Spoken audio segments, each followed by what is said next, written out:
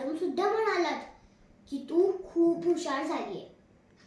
आई, तू नेहमी म्हणायचीस ना की परिश्रम केल्यावर यश मिळतं. तेच झालं बघ, अगदी तेच झालं.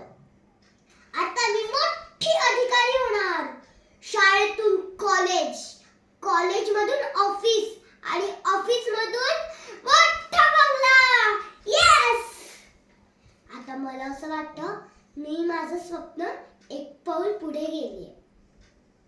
काही असो, पण आजचा दिवस माझ्यासाठी खूप स्पेशल आहे. धन्यवाद. माझ्यासारखे स्वप्न तुम्ही पण पूर्ण करा.